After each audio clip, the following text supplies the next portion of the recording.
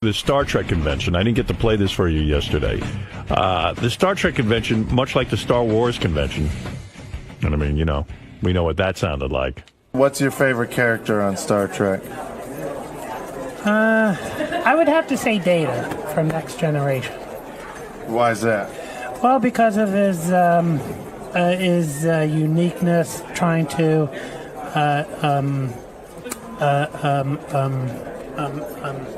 trying to emulate human beings because he's a machine and he wants to be human. Data. By the way, most of the people he interviewed were into Data. Wow, I didn't know Data was that big a deal. Yeah, Data. Data's the robot dude. Artie probably doesn't even know who Data is. No idea. You didn't do the Next Generation. No. I don't think he did the first generation. You didn't ever. You're not a Star Trek guy. Not at all. Not at all. Not at all, no. Data. And this guy's kind of a high-pitched dude. I know, he's got that high-pitched mic thing. I'm into Data. So what do you expect to do here at the convention? Well, I expect to get some autographs here and also and see what other memorabilia I can get that I don't have yet. All right, well, thank you very much. Thank you. He might be a stuttering high-pitched guy. Yeah. He's a find. That guy I really. can see why Data would be his guy. Yeah, Data. Well, here's another dude. What are you doing here? I'm doing here to get pictures with different stars. Now, why do you like getting pictures with stars so much? Because I get along with stars more than I do with neighbors. Who's your favorite star? Frank Sinatra and Michael Jackson. Who are you looking forward to meeting today? Today, I met Susie today. Who? Susie. What was her name again? Susan. Susan Anton. What's she doing at the Star Trek What convention? the fuck happened to Susan Anton? That is such a name. Oh, she was so Yeah, hot. she was hot. Remember she Dudley married Moore. Dudley Moore? Yeah, and that went horribly wrong. You know it's a man's world when Susan Anton marries Dudley Moore, and Dudley Moore's treating her like shit. I saw Eddie Murphy at Radio City Music Hall. Me and my two buddies, we sat in the back row in 1985. Right. And the big fucking thing in the whole room was when Dudley Moore walked in with Susan Anton. They walked right by us in the aisle. She dwarfed him. Yeah. I mean, it was weird because I guess Eddie Murphy and Dudley Moore had just done that awful movie together, Best Defense. Remember that? But, Really horrible movie. But I mean, Susan Anton is that. First of all, can we get that guy to sit in on the news? Yes. We have his info, that guy. Susan, she wasn't there.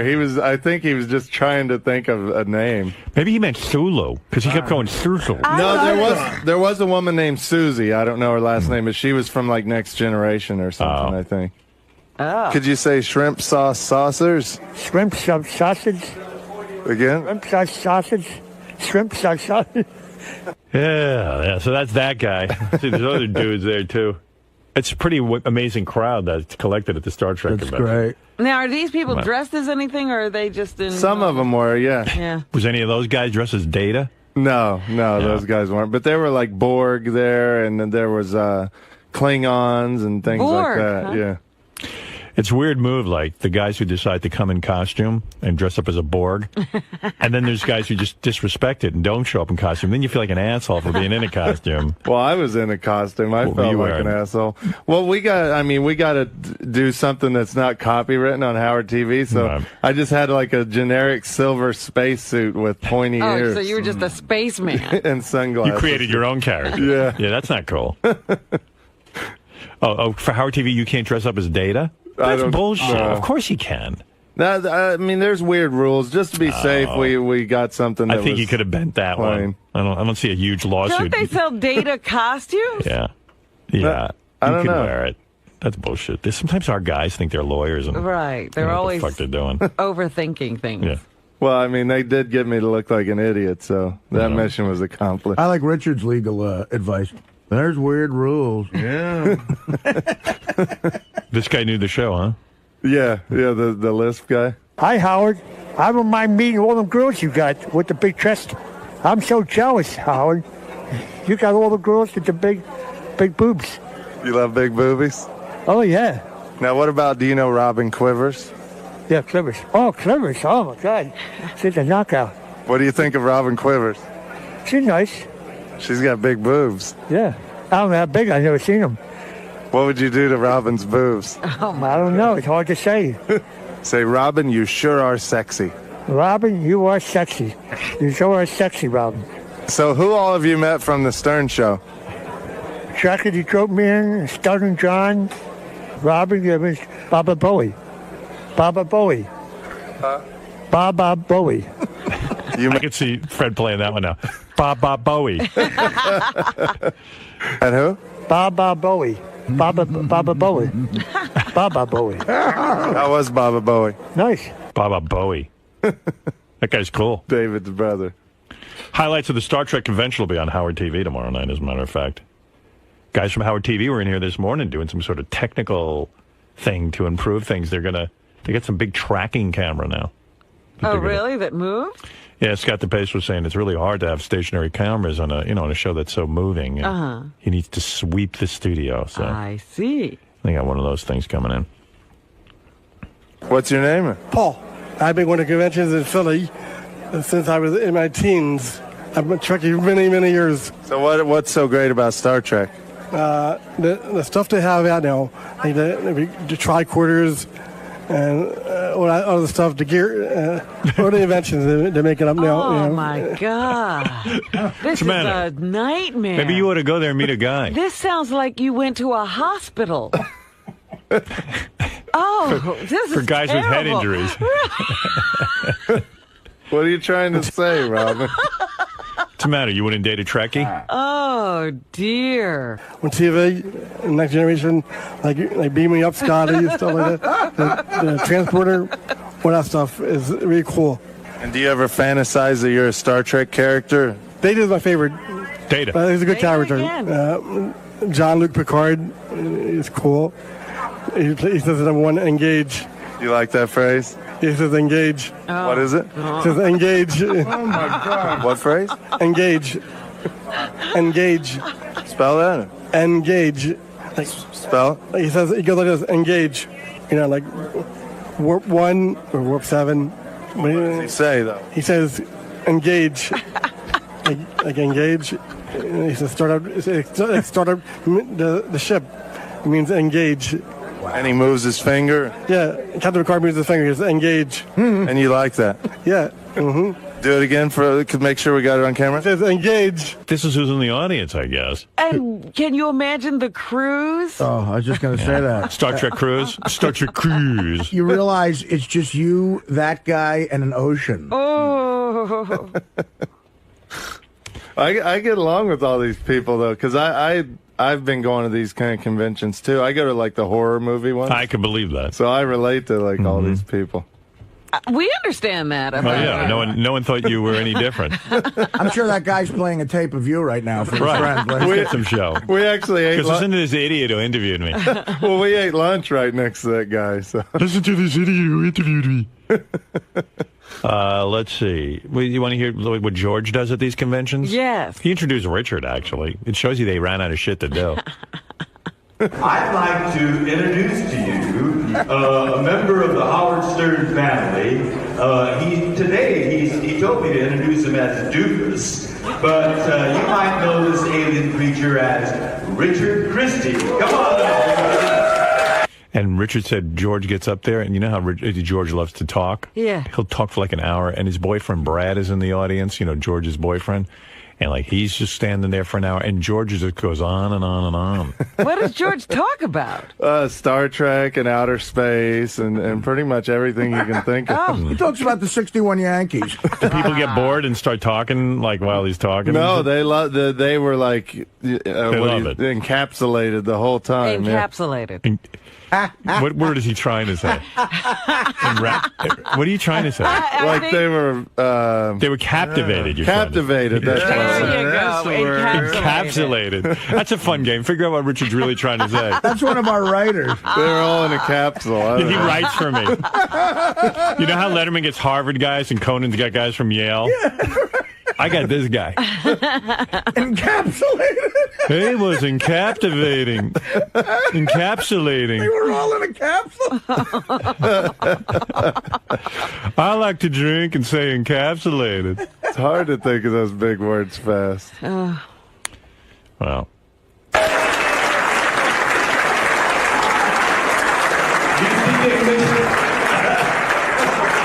Did you say stuff? I just said how great George is doing on the show, and he made a few quips and stuff like that. Dorcas. How are you doing, folks?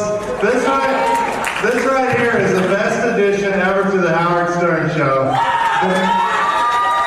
The nicest, sweetest guy ever, and one of the funniest people I've ever met in my life. And we all love George, and he's done such a great job. Well, it's a mutual admiration society, but I don't want to embarrass him by telling him I love Richard, because it has a whole different connotation on the Howard Stern Show. George has seen a lot of me on this show. I have seen all of Richard, unadored, and believe me, it is a sight to behold. Well, thank you, George. Oh, I didn't mean it that way. Oh my! Yours, not mine. George mixing it up. Oh, he's in his element. What a great night in show business. I love when George thinks he's pretty good. Oh my, no, not mine, yours. You? We were like Abbott and Costello. Yeah, you were his straight man. Yeah. I think all of this being on the Howard Stern Show and everyone telling him he's funny, he's really thinking he's funny these days. He's going crazy. I don't know. I think he's funny no matter what he says with that voice. So you told me earlier your favorite band is Air Supply. Why is Air Supply your favorite band? Because they sing all love songs. My favorite is All Out of Love, Making Love Out of Nothing at All. I've seen Barry Manilow, too. Barry Manilow is going to be at the World Curvy Center September the 8th. He's another favorite of mine. He recently had a hip replacement. He just came back from a hip replacement. He's going to shake it on the stage. Thank you. Take care, okay? Have a great day. Thank you. Are these retarded people? So That's you found what I'm retarded? saying. No. They emptied a hospital. No, that's like a normal not guy. a retarded These are guy. people who love Star Trek. I got him. Scott Baio. I'm here to talk to Howard Stern about my new show, Scott Baio's 45 and Single, on VH1. Haven't seen Howard in about 13 years. Kind of excited.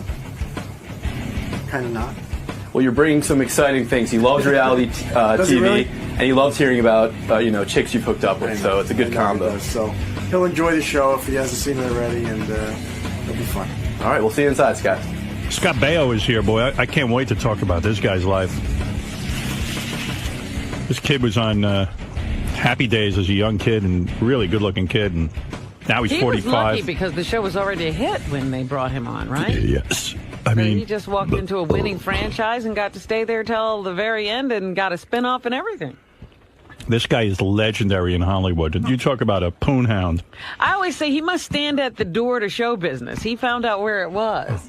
We say he got Pam Anderson in her prime. Oh, before she was Pam Anderson. Let me applaud you and your life. Yeah.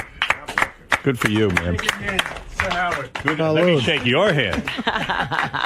Let me smell your hand. Oh, wait a minute. This is There you too... are. Anthony Mastramaro says hello. Yes. How you doing? Good. And I have Scott? to say hello to Barbara Lee and Barbara Bimmel. I'm done. Your life has been an incredible ride. I mean, people I know in Hollywood who I have met talk about you in the same way they talk about, they talk about Warren Beatty? Yeah, I guess so. But but the way you do it, you even fly under the radar. I mean, you were the guy. You not only have an incredible eye for talent. The legend goes that you got Pam Anderson right off the bus as she came in from wherever town, bumfuck Iowa, Canada, and you just literally met her the next day. Before Baywatch, before all of it, pre-titty implant even. Yeah, I met her at the Playboy Mansion, and she literally was just off the boat, and she was, she's a hot broad, but she was in that she was au naturel. Oh. And it was she was a beautiful girl. Beautiful girl. So you say you meet her at the Playboy Mansion. In other words, she had already been selected for the magazine? She had, when I met her, I think her centerfold was just coming out. It hadn't been out yet. And she had not had breast implants? No, but I knew her before her layout because she was on the cover of Playboy, and I was like, wow, that's a really pretty girl. And I went with my buddies to the mansion for, I think, a Midsummer Night Dream Party. Right. And you just happened to meet her there, and you recognized her from I recognized her. And here was the easy part about it. I walked up to the bar with my friend, Steve, and a bunch of girls walked in the door, and I went, all right, Steve, we're up. Let's go. There's some action coming in. And I looked down, and they pulled up right along the bar next to us, and I leaned forward, and this girl leaned forward right at the same time that I was doing it. And I heard her say to her friend, hey, see that guy at the end of the bar? I had a dream about him. Wow. Talk about an opening. There Jesus Christ. Boom, I move everybody away, and I start talking to her. But not only were you famous, you're a handsome guy. I mean, I don't think you feel funny about that. I mean, you're considered a sex symbol. Thank you. So, I mean, it's unbelievable. I would imagine even in high school, you started with women very young, right? I mean, you were probably a sex symbol in high school. I didn't go to high school. Right, I was making a buck, damn it. So how old were you when you first started getting laid? I mean, 16. 16. And I mean, we were trying even to say, I would bet. I mean, we've heard about some of the women you've had sex with in terms of we see you in magazines, but I would bet the number isn't in the hundreds. I would say thousands of women you've fucked. And to be fair, I've never really did a head count. Like Will Chamberlain said. What he said was Chamberlain said 10,000 impossible. women. Well, not for you. Would you say is 3,000 women out of the question? Yeah, it is. Yeah, maybe. God, 1,000. I mean, I don't know. Here's the formula of the guys in the back. Think about how many broads that is, though. I mean, Will Chamberlain. And you're not talking about broads. You're talking about some of them might be broads. Some of the most beautiful women in the world. What is it, Gary? What is the math? Okay, so he lost his virginity 29 years ago. We figured on TV right away. We know his reputation. Even at 100 women a year for almost 30 years, that's 3,000 women. Yeah, but it wasn't because I have relationships in and out of that, and I was, fairly faithful. Did you ever do a fat chick or like an ugly, heinous chick? Absolutely. Why? Why not? Because you just wanted to see how the rest of us live? You know what? Well, who's a fat chick to you, like Linda Evans? No, you know what? For me, that was giving back. Right. Oh, that was seriously? Charity? Are you being serious? Kind of. In other words, explain that. Giving back in what sense? Because the women were so generous to me. Right. And you didn't want to be an asshole. To God, I'm not. This is not an ego thing. I have no ego about this shit. Look, it's been your life. Yeah, you're stating a fact. And I would feel I would feel good because I knew that this girl wasn't getting much action. Right. You mean you were that sensitive to women's needs? No. It wasn't like, oh, here comes. It was fun. Right. And I'm not degrading them. I'm really not. It was fun because I wish our chicks had that mentality. Did they work harder than beautiful women? Yeah, in a sense, you've had so many beautiful women, and some of them do lay there. Some of them do lay there. So when you would grant an ugly chick, sex session, they were appreciative. They were nice blowjob, I bet. Right? I mean, very passionate. They were like you had a gun to their head already. Wow. That's a great way to describe. How many Playboy playmates do you figure you've had relations with? He does know this number. I did a head count on that. I think this is a couple of years ago. I think it was 24. Wow. 24? I would expect it to be 23? higher. Wow. So his playmates. Actually, and listen, Mr. Hefner was very nice to me, right. and he's actually a very good guy. I'm sure you know him. Yes, we praise him. But I got quietly banned from there for a little while. Did Why? you? Because I somehow got to every girl one year without knowing that I'd gotten to every girl one year, and I got a phone call from somebody. You mean saying, every month? Yeah. Wow. And what year was that? Yeah, you gotta have that magazine. 88 or 89. It was a very good year. And I got a phone call from a very nice lady who said, Mr. Baio, this is so-and-so from the Playboy Mansion. Hi, how you doing? But, I'm thinking there's a party she's invited to. You need to slow down a little bit.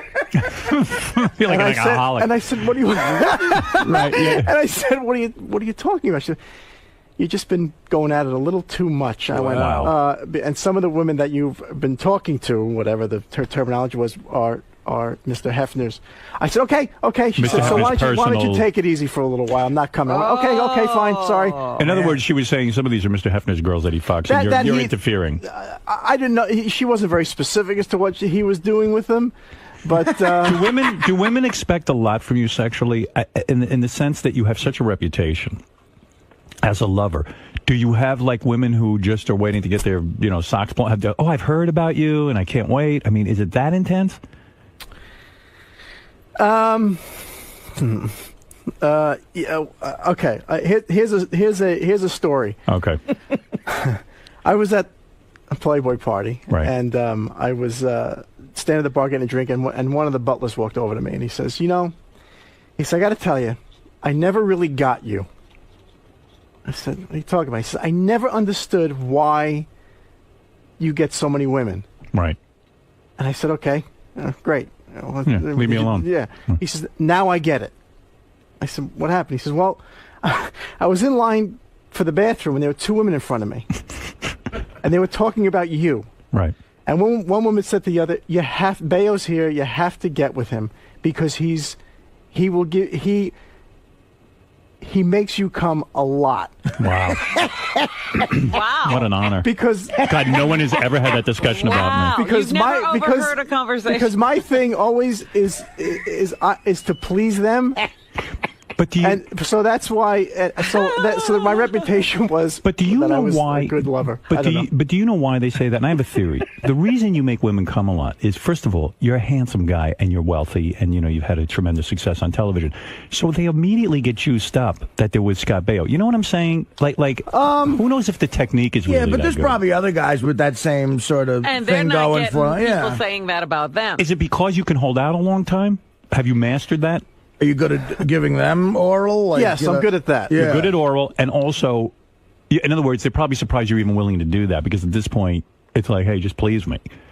So the fact that you're giving as a lover helps. Yeah, and I genuinely, and I mean, love it. Enjoy it. Yeah, so do I. Me too. I'm into that too. No, but I've described to Beth thinks I'm putting her on about that. I think it's if the woman smells good and the whole thing, it can be very pleasurable, absolutely, right? Absolutely. Yes, I agree.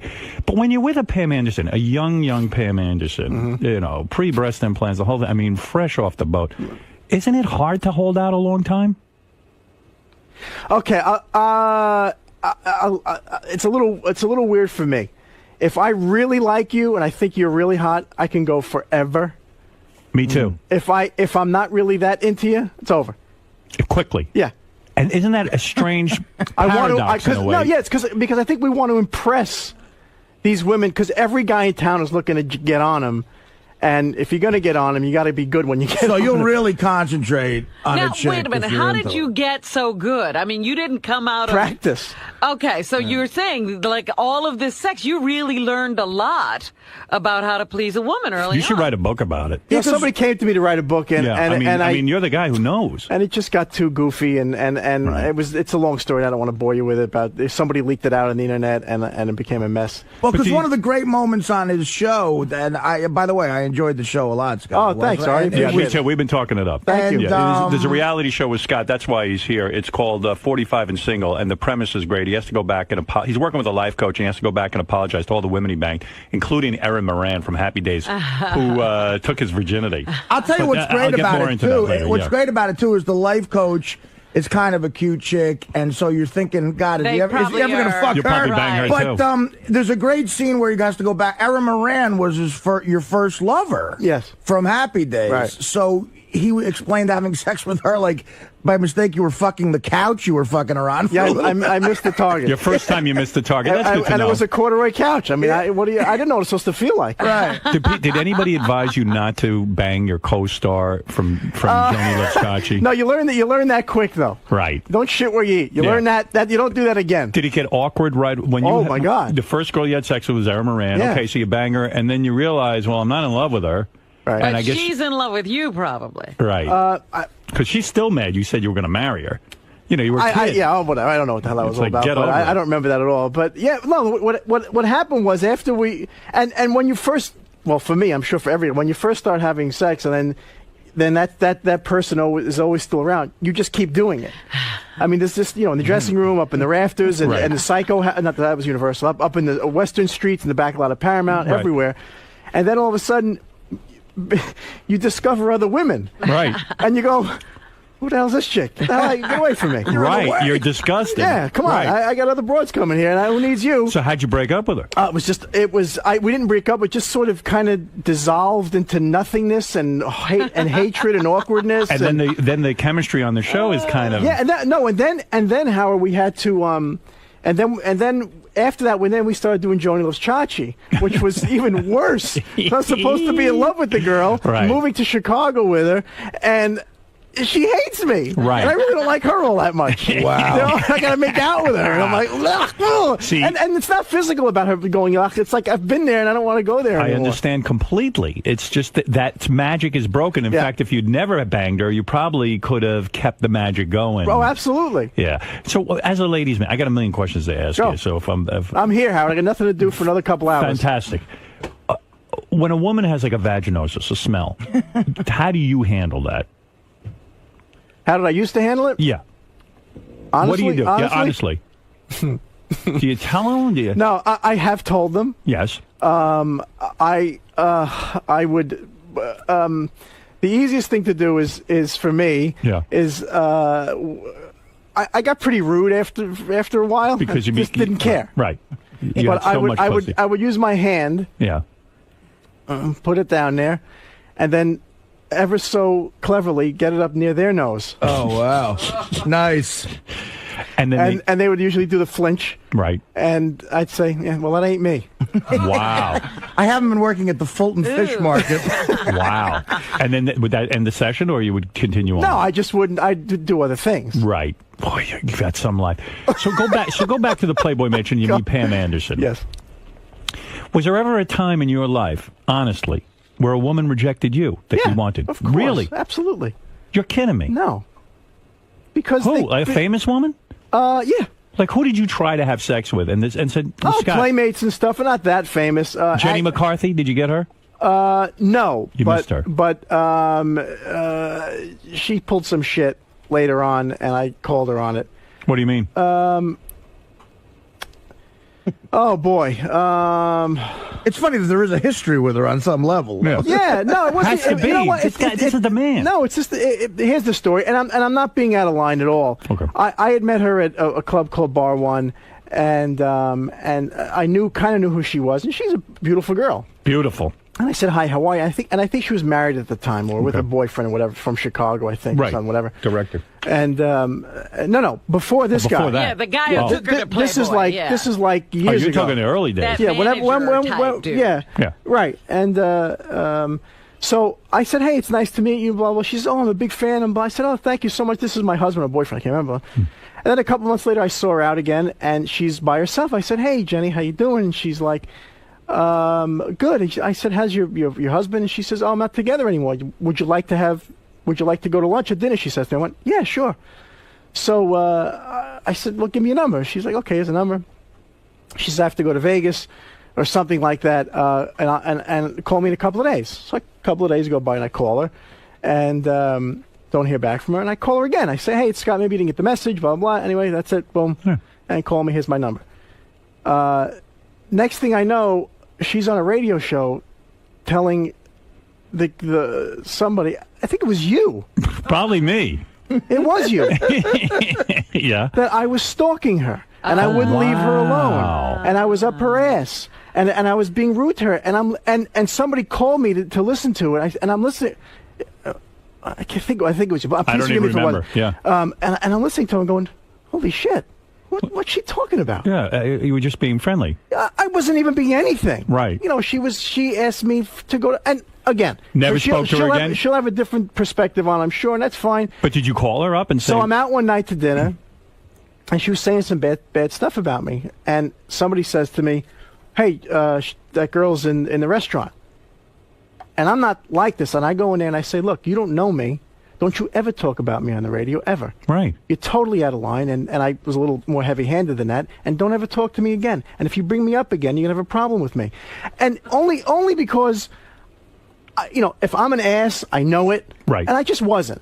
And, if I see her now, I'd like to say hello to her. I don't, it's all old shit, and I don't really care anymore. But it wasn't cool.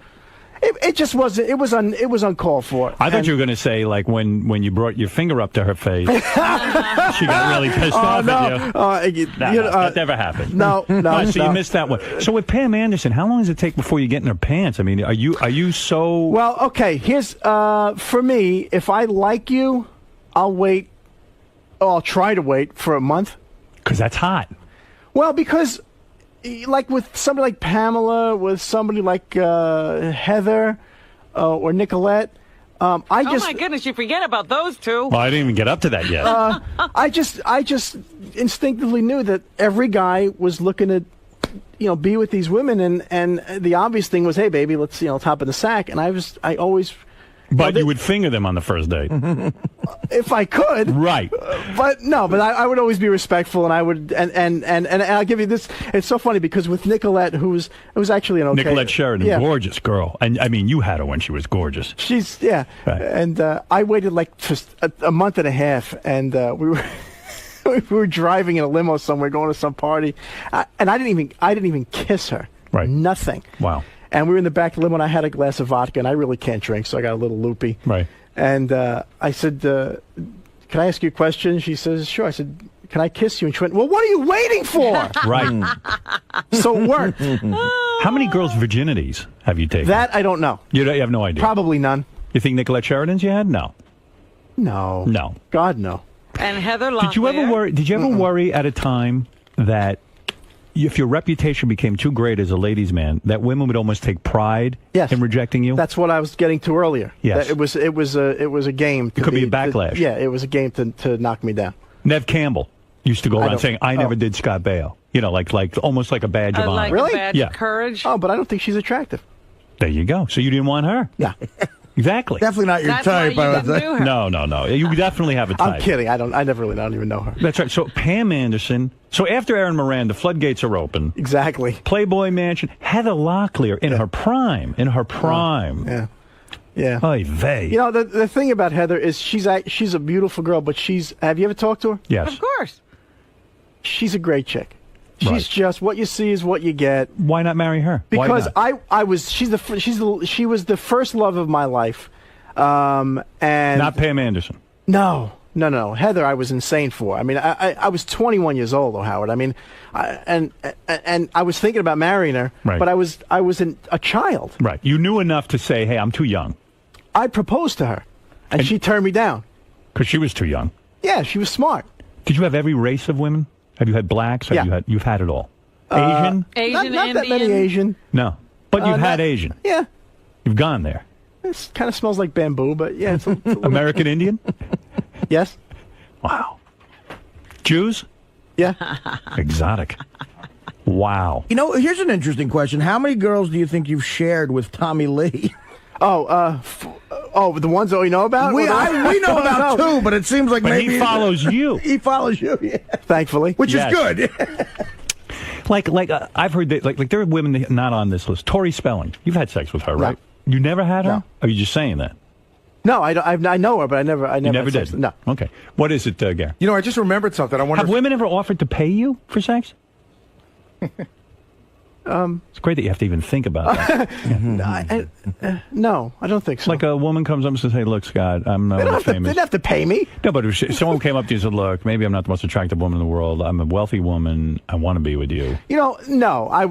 No. But plus, Howard, we'd go out with our friends, and excuse the expression, we'd go ugly early. Right. And that's an easy night. Talk to me about that, going ugly early. Because, in other words, you'd say, "Hey, I'm tired of hanging around all night trying to get the hot ones." Who is this gang of guys you're with? Playing these The guy in the shows, my buddy Steve Cuccio, the other guy in the all show, those guys. Johnny V, yeah, Johnny Vinoco. That's the gang. Yeah, and another guy in there at the time, and that was. But look, I know guys who hate you. I know guys who hate you just because they even say it's not fair. I know. I agree. You even hate you. Yeah, I do. You do. See, but on the show, this is interesting too because again, Johnny V is one of those guys that is sort of like he's like he referred to him as like a wingman. You're getting him laid, sort of, right? Like that's been the situation. How, like, what kind of hot chicks has he gotten because of you? Is it extraordinary? Like, okay, I'll tell you how the Johnny V thing works. Because I'm curious about this. Because he wants to hang with you. Right. Well, I mean, look, this guy, Johnny V seems like a nice guy, but he's not. He's a little bit, you know. But you got to remember, this is back in my heyday. It's a little different now. You know, I can't go picking up 20-year-old broads in a bar anymore. Yes, you can, but you don't have who needs the aggravation? Right. But Johnny's whole thing was, and I heard him say this to women. You want Scott, you got to go through me. Wow. And I would just laugh. And I go, okay. You've done threesomes. You've done all of that. Yeah. What is it, Gary? I just remember. I totally blocked this out, but I just remember this. Scott's one of a handful of celebrities that actually called me years ago to scream at me. Do you remember calling me to yell at me? Why? It was right after the Aaron Moran interview. Oh, and Aaron Moran said that you had a little dick. And it was like West Coast time, so it was like 11:30 in the office. Somebody said, Scott Baio's on the phone. I do remember And you yelled that. at me. You were, you go, that fucking bitch. You were so angry. You probably don't remember, but you were really angry. Gary, you know what? You sure it was me? Positive. I remember you. It just doesn't sound like me, but you maybe somebody called and pretended to be Scott. Howard, I'm almost positive it was him, but I remember it was right. It was the Aaron Moran thing. I go under the notion I really don't care what you say about me as long as you say my name right. I mean, it might have been. Maybe I was hungover. Listen, there are tons of people who have to talk to you. We're here to celebrate Scott's new show. Let me just say this plug.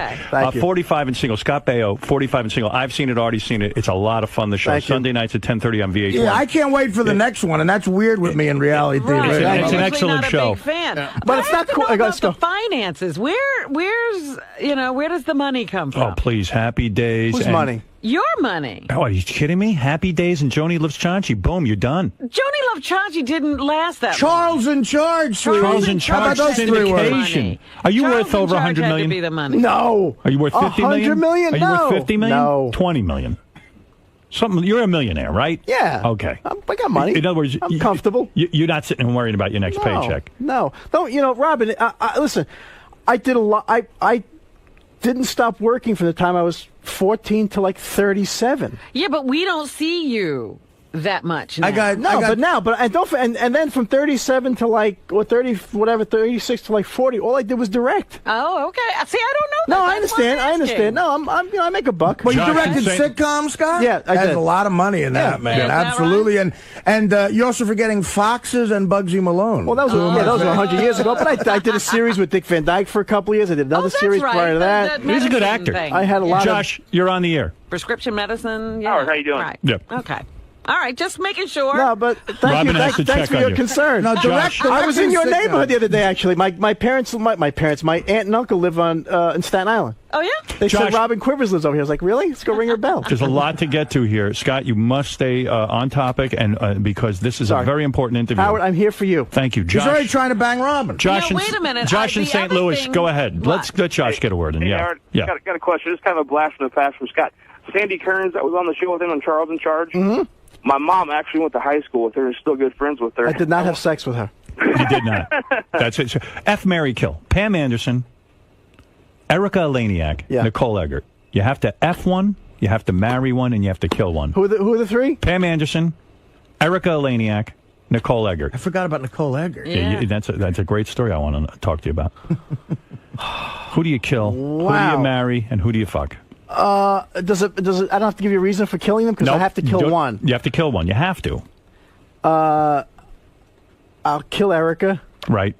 No, but because I have to kill somebody. You have to I'll kill someone. I'll marry Nicole. No, wait. What was it? Erica Eleniak. F, marry, or kill. Marry? F, marry, or kill. Who would you marry in that group? Probably Nicole. And then you'd have Pam. Yeah, because I'd have that's the only Is other Pam option. great in bed? I mean, I gotta know. Look, I gotta. For me, this is by your standards. No, for me, great because I loved her. Right. You know, and I'm not a chandelier swinging guy. I'm not into all that crazy retarded stuff. You don't need it. I just, I just like to make love. I mean, I do. And so Pam is great in bed. She's good. She's very loving. She's good. Who's the greatest? Hands down, greatest lover of all my time. past? Of your past. Heather Locklear. Heather Locklear. Yeah. Heather Locklear. Yeah. Why? Just, you know, she's so adorable, and I mean this in a loving way. You want to bite her nose off. You know, you want to like rip her head. You want to rip her head out. Yes. You know, that's what Richie Sambora said. Wants to rip her head off. I think he does for now, a different reason, but that's why. And Heather Locklear, she sucks like she has a gun to her head. Oh, I like her so much. Don't put me in that All position. Right, understood. Wow. So now, what is your deal? You are involved in a relationship? I am. And you want to get married? I do. Oh. If a woman gives you anal, is that important to you? No. You don't care about it? No. You've done it? Barely. Rarely. Yeah. And how long, what has your longest relationship been? Is it 5 years. 5 years. Heather Locklear? No. My last girlfriend before this one. Right. You made that clear on the show. All right, here's some other names I'm going to throw at you. Go. Scale of 1 to 10. Tell me if they're great lovers. Denise Richards. 3. Really? 3 out of what? Why? Is she crazy? I mean, I think she's beautiful. Yeah, very. But what is it? Is she too self-involved? Just lay there? I don't know. It was just whether it was a chemistry thing. It was just sort of. It was not great. No. Interesting. Not for me. Wow. Brooke Shields. I never slept with her. But you fooled around. No, I never laid a glove on her. Really? Never. Why? Because when I was hanging out with her, she was 16. I see. Too young. Yeah. Beverly D'Angelo. Great. 9, 10. Great. She said, by the way, and I do love her to this day. She's a great broad in the true sense of the word. Yes. She's the only woman that I know that actually shut me down with one sentence, and I walked over to her. I was at and I'm gonna I know you're gonna go here anyway, so I'm gonna okay. I was at Liza Minnelli's house, right, and and Beverly was there, right, and I went crazy. And I was telling my buddies, it's Beverly D'Angelo. Holy shit, you know, right. Beverly D'Angelo. Oh, but she's a little fire plug. She's a curvy little body. Yeah. She's got a great mug on her. I used to interview her a lot. She was a lot of fun. She's great. And for me, she has a very sexy quality. She has an overbite. Yes. So I walked over to her and I said, excuse me, I just want to tell you that I think you have one of the sexiest qualities any woman could ever have. And she just looked at me and I went, she said, what's that? I said, you have an overbite. And she said, I don't have an overbite. I have a cocksucker's mouth. Wow. That's now. She was. I literally turned and walked away. She shut me up. That's what Robin always says. It was one of the greatest. And to this day, and by the way, she was messing with me. I mean, she's a great sport, and she's. And you became lovers. Yeah. And she was a 10. She was a 10. Wow. Liza Minnelli. You had sex with. She said she wanted. With Liza Minnelli? Yes. Shut up. No, but Scott, he went to. Didn't she say to you, "I want your baby"? You're an Italian. You're good looking. I want your baby. Not in those words, but yeah, it was. She wanted to procreate. And, why do it with her? Were you sexually attracted to her, or was it because Liza Minnelli? Because it's Liza Minnelli. But I got to tell you something. On a scale of 1 to 10 as a lover? 7. 7. Why? Because when I met her, she was, I think, 49. Right. Whoa. Is that the oldest woman you ever did? No. No. Somebody in their 50s, but that was years And they were ago. still hot? Yeah. Okay. But Liza's body was insane. Really? Insane. Because she was a dancer? Yep. Back then? It was. I'm telling you, one of the a great body. Was it crazy kind of thing? I mean, she seems like she's a little wild. Little loopy. A little loopy. Like maybe. It was unique. Was it only one time? 2 times? 2 times in the same night, or on 2 different occasions? 2 different occasions. It was Wow. unique. It was. I bet Liza ate your ass. No. No? No. Still friendly with her, or you don't really? No, not really. No. I mean, if I see her, I'll give her a hug and a kiss. I bet and you that's she it. remembers you doing her. I'll tell you that. But She probably liked it. But I got to tell you, in all honesty, I don't know if you ever met her. She is truly nice woman. She's fantastic to hang out with. She's got so many stories. She's constantly singing. She's entertaining on a fun level. But how do you break it off with Eliza Minnelli? What's the Scott Baio technique? In other words, like she probably was into it and said, "I want more." How do you get away without her hating you?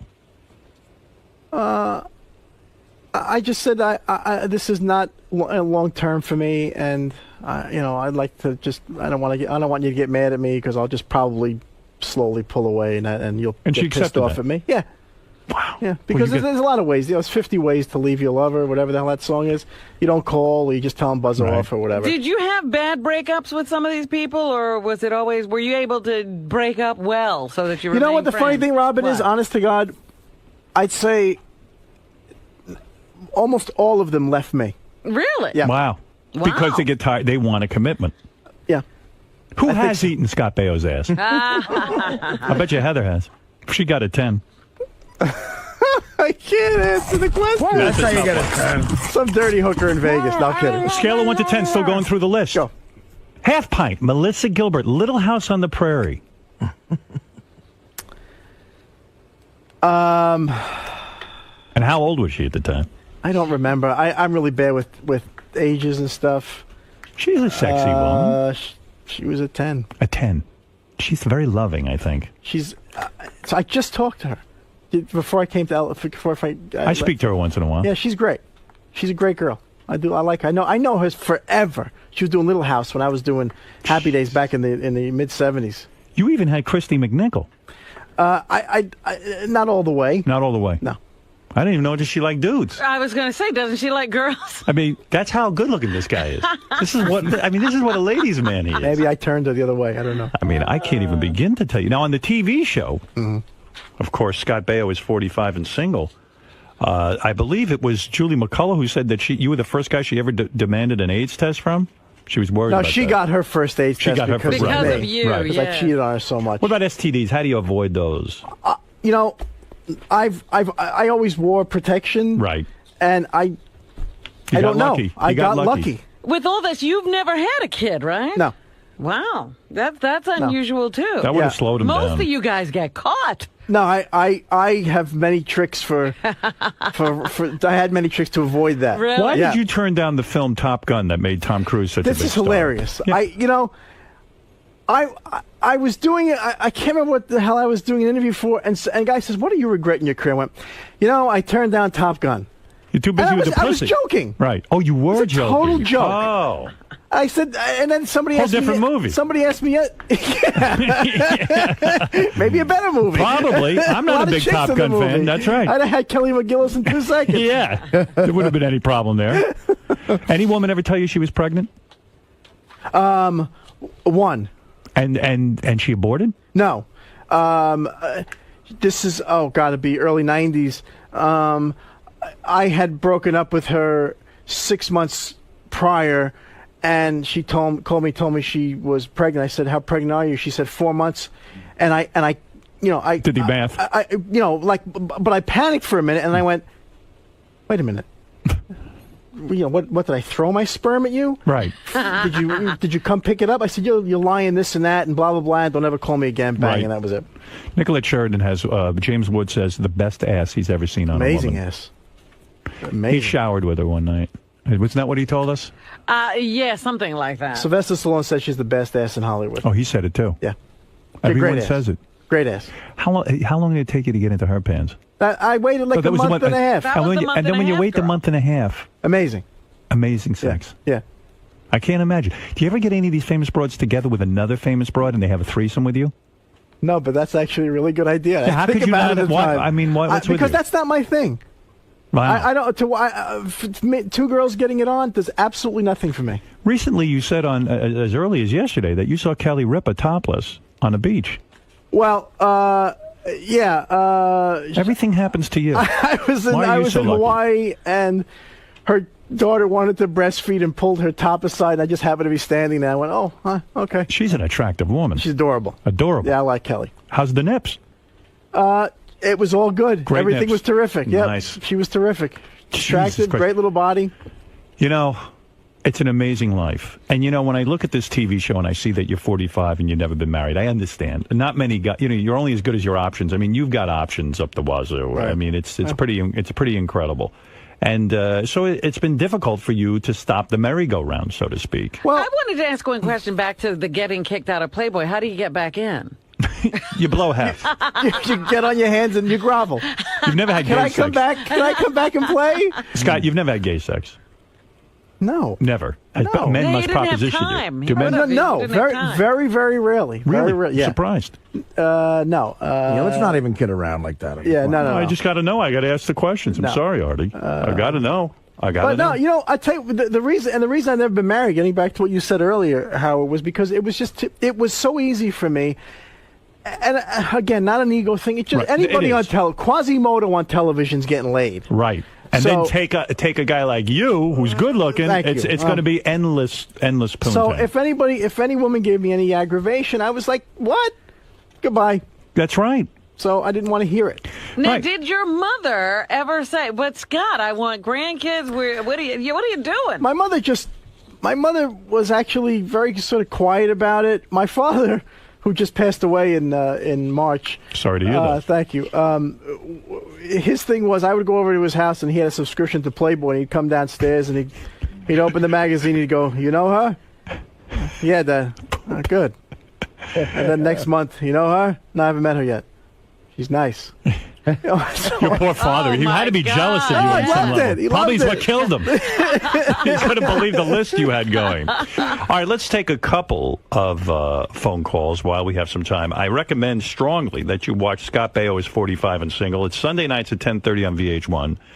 It's an amazing life. It really is. And, you know, I don't get the impression that you're bragging. I get the impression that you're a guy who's lived it and you're willing to share the dream with all of us and tell us about it. Thank you. I mean, how many of us could imagine what it would have been like to get a grateful Pam Anderson? I mean, someone who's, you know, really at the beginning of her career. Yeah. I mean, it's one thing to get her now. It's another thing to get her even before she became the icon. I got her Baywatch. Did you ever videotape? Did you ever get into any of that? No. How did you get her in Baywatch?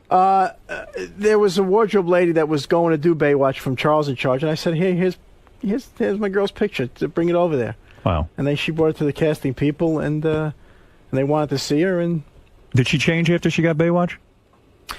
You know what happened, honestly, Howard? She was really a naturally beautiful woman, natural large breasts, and just a stunning body. And and I don't know, maybe a year and a half into the relationship, and I don't know what happened. She came home and said, she started hanging out with some people. And she came home and said, "I think I'm going to get my breasts done." And I literally said, "Smaller?" And she said, "No." And I went, "Oh shit! Oh, I got a problem." And I somehow instinctively knew that it was over. Because she was getting breast implants, you knew the relationship would end. Because I knew that something had gotten to her.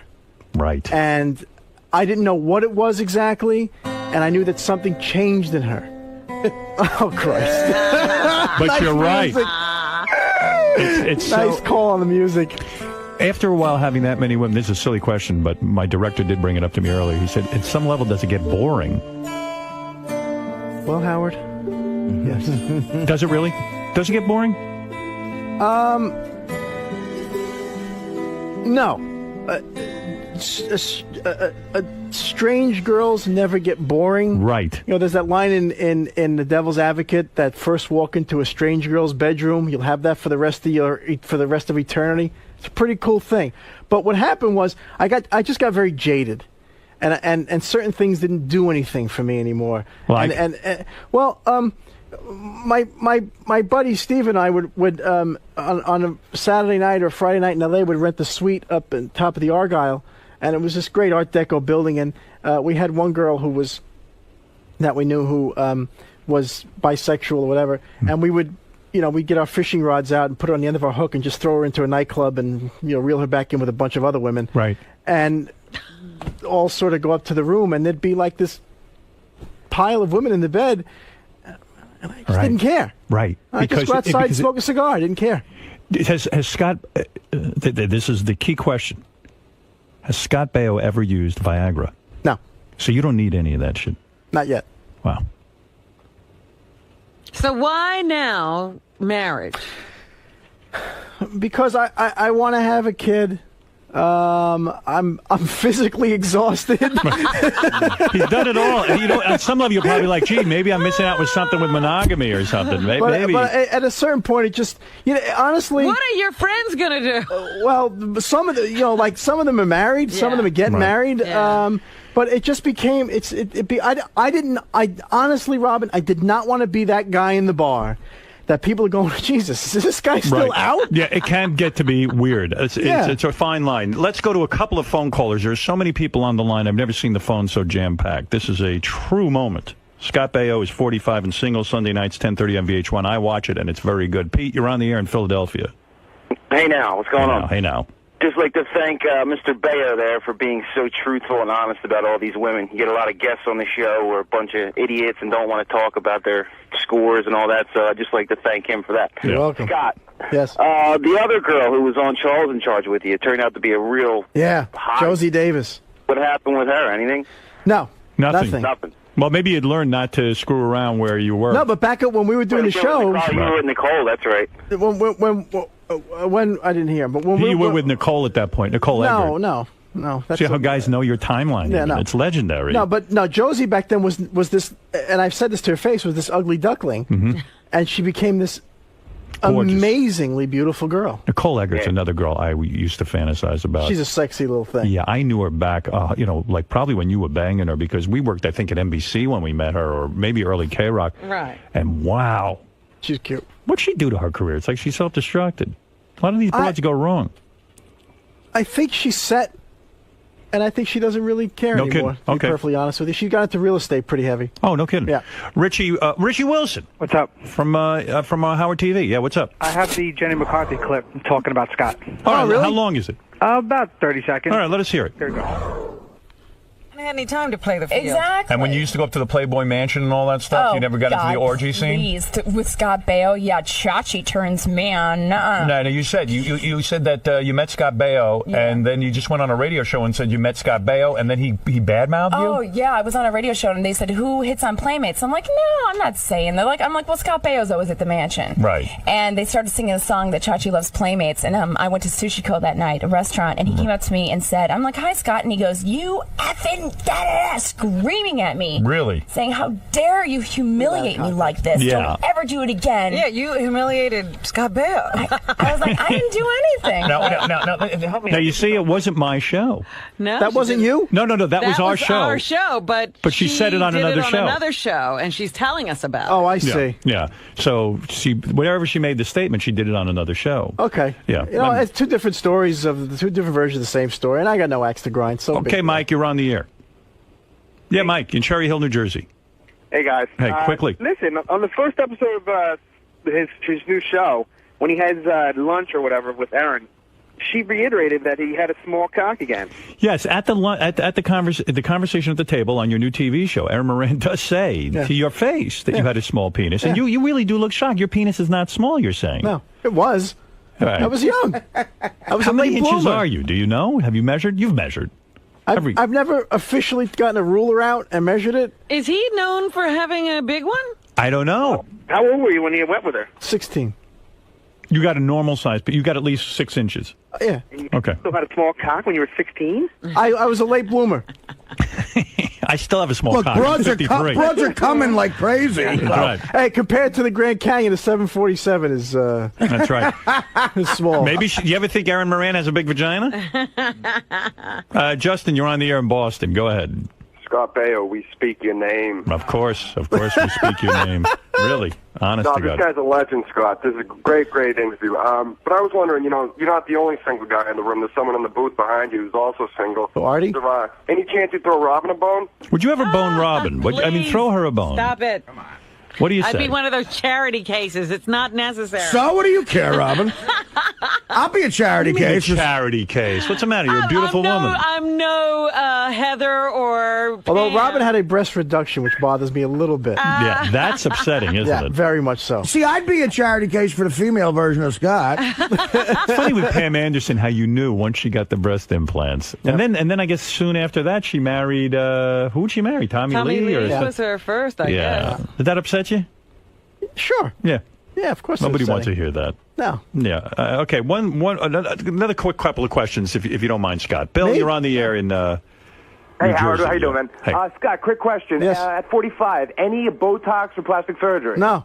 Hey, you look good. Thank you look you. young still, you know? Thank you. No, Yeah. I got good, my parents look young. You would never get a facelift or something like that? I don't think so. No. One more quick question. Good. Did you bang Heather Thomas when you worked with her on Zapped? No, I did not. Why? Heather Thomas is gorgeous. You know what? It's so interesting that what was I, 20, and she was like this woman. I was like a kid compared to her. I was a little intimidated by her. And I think she was going out with Lee Majors at the time or somebody, so it's like, and Lee was a big wheel then, and it was like, let's not piss off Lee Majors. And not that I had a shot anyway. I saw hanging out in the green room with you, I guess he's a friend of yours because he's on the show as well. Jason Hervey. Jason He Hervey. created the show, Jason. He did? Yeah. He played the son on Wonder Years. Wayne. The older Wayne, brother. The older brother. Yeah. Wayne. Really good job. Very Great. funny. One of the best shows ever. We'll have to say hello to him, too. Ralph, go ahead. You got a couple of minutes here with Scott Baio. Hey now. Hey now. Hey now. Hey, how about Christina Ricci? You did a movie with her, which was good. What was that movie? You like that movie? I did. I like Zach. Oh, the one? Yeah, I love that movie. That horror movie kind of thing. Yeah, whatever it was. It was strange. It was interesting. You bang her? There he is. There. No, you know what? It's so interesting with Christina. I everybody told you that she was like this little goth girl. Right. And I walked on the set, and she was absolutely lovely. She couldn't have been sweeter. A great girl, very smart. So I was very glad to hang out with her for a couple of weeks or whatever it was. Jason Hervey. Hello. I don't think America. Hello. Hey. Did we lose Ralph? Jason, how you doing? Good. Always enjoyed the Wonder Years, Thank you and very I understand you are the brains behind the new Scott Baio show. Well, I don't know. Define brains. You're the guy who came up with the idea. Yes. That's right. What is it, Gary? We always have, whenever we see a celebrity, we always, get the research machine in motion. So the first thing I have is, Jason, are you still married? Yes. Jason married to a porn star, so there's some pictures of his wife there for you. Let me take a look. You're married to a porn star. Now, why do you get upset when that's said? When that's said? Oh, no, I'm not. Whoa, hot too. Is that a problem? Now you know why I'm still married. Wow, but is it hard? Have you ever watched her movies? No. She's not working anymore. I mean, no, Robin. She's busy with our kids. Look at her. Look at does she still have the big balloons? I mean, wow. Where would they? You came in here, man. Holy shit! No kidding. How long you been married? Actually 9 years. Now, how are you going to explain to the kids that mom was a porn star? That's a tough discussion to have, isn't it? I'm not. I don't think we're gonna have that one anytime soon. Right. There are a couple of very graphic ones here I'm showing, but Oh, boy, dear. no kidding. Oh dear. Man, you're a wild man. By the way, a friend of mine, Johnny Ferrato, says to say hello. Yes, to you. Johnny's the man. Well, And then, Howard, the second thing I gave is that article that you have right in front of you. Yeah, so whatever happened with this? This is what is this? I don't even understand It's this. basically What is it? when Fred Savage was 16 and Jason were 20, they were sued by a stylist on the show saying that they were sexually harassing her. It looked like Fred was doing more of the talking, but apparently Jason was groping and simulating sex. That's that's the accusation. I was simulating sex. They said you were simulating sex. Can you give me a demonstration of how do you simulate? I could do that for sex? you. I could. I just was walking around dry humping the air or something. That's what the article says.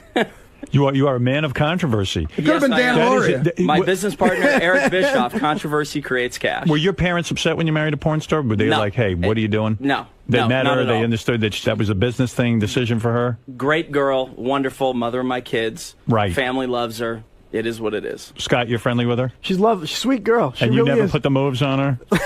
Sometimes you can't control yourself. I did accidentally. Well, no, my penis has no control. Has total control of me. And you've had sex with married women, I assume, right? Probably. Yes. But listen, you're going to stay away from Jason's wife. You know what? I had a question for Scott. Yes. You seem He like has been asking to go out to dinner a lot lately. I have. Well, that's a move. You gotta be that careful. I'd want him around my girl. That's right. That's second right. season I had on the guys show. like that, but you seem like an intelligent guy. You know. Really? Well, yeah. You do, I mean, you do. You seem seem. very like a. I mean, you seem like a smart guy. Was there ever a problem with like these chicks being a little too vapid for you? Like, I don't know. Okay, I'm speaking out of turn. Pam Anderson seems a little dopey. I'll give you a story. You know. Have time for a story? Yeah. It's a true story. I met this girl. You don't know her. She was a 15 on a scale of 10. She blew all these girls away. Wow. She was a knockout. She was about 23, 4, 5 years old, and I was driving with her on Laurel Canyon. And Lay Lady Lay came on the radio. Right. I haven't seen this girl for a couple of months. Name is Dylan Tone. And I said, "Oh wow, I haven't heard this song in so long. I love this song." She turns to me. She says, "Who is this?" And I said, "It's Bob Dylan." She says, "Who's that?" And I said, "Get ready for this." this." I said, "Wait, who's Bob Dylan?" She goes, "Oh, no, I know who he is. He used to play with the Who, right?" On my life, I stopped the car. I said, "Get out." Good for you. And she got out. Right. And I never saw her again. I didn't give a shit how she got home. She was too stupid, and she's probably still trying to get home. That's how stupid she was. But is Pam Anderson a smart girl? Because I don't know. I don't know her How that about well, this? but- Pamela is a savvy girl. Right. She's not necessarily world smart, but she's very, very street smart girl. And fun. Oh, all right. She's fun. Yeah. Yeah. She's fun. You married your wife in '98, the porn star, but she didn't quit porn till 2000. What are you talking about? I'm telling you the timeline, for real. No, that's your timeline is completely I'm completely off. wrong? You're Too completely bad. off. That would have been a much Maybe better story. What are you kidding me, Howard? Movies came out after that. Yeah. Is sex please. better with a porn star? I mean, you've had both. Yeah, I've had both. Howard, I'm still married. 9 years, man. What about you, Scott? You ever do a porn star? Yes. You have? Yeah. You weren't afraid? Of disease? Yeah, you know, I'd be a little afraid. Yeah, I was very afraid. But you did I it. had to go down the road. Was it great? It was great. Have you ever paid But I felt like I was in a movie the whole time. I felt like she was acting. It was weird. Right. Yeah, that's the hard thing, though, right? Because you have to think, well, is But he's she... in love and all that. But this was just a thing. Hey, Howard. Did you... What? I'm sitting here reading. Richard just gave me Angel Heart's bio. Uh-oh. It's you know what? It's a tough read. Oh, boy. I don't want to hear it. The guy's married now. He's the mother of his kids. No, you know, I'm going to skip it. Good. Shut the fuck Don't up. believe everything you read, too. Well, listen. She was a porno star. You fell in love, and she's hot. She's great. She's great. We're still married a decade later, man. That's amazing. Listen. It really is. To be married 10 years? To anyone. No, that's what's amazing. Yeah. That is. Forget who it is. And she's a good woman. Great woman. She's Great good. woman. She's good to their kids. Did you ever have to pay for sex? No, but I have. You have? Yeah. I'm sure, but why? Why would Because I you had do to. that? I was at a chicken ranch. No, Andy, You went Andy, down to the chicken ranch No, and you Andy got a paid. deal Reno. on it. Yeah. Andy got a And I got a deal deal on on it. You got a deal on it. You paid He less. negotiated. Wait a second. Why would you go to the chicken ranch? Because I figured you got to do everything in life before you settle down and get married. And it was just something that I was always, you heard about it, and it was intriguing. How to me, was and the sex? Sucked. It was horrible. Yeah. Why? Because it was passionless. No, it was an absolute robot. And she didn't even get excited that you were a famous guy. And I didn't really No, that's ask how he her. got the deal. how much did he pay? I paid $130. It was $300.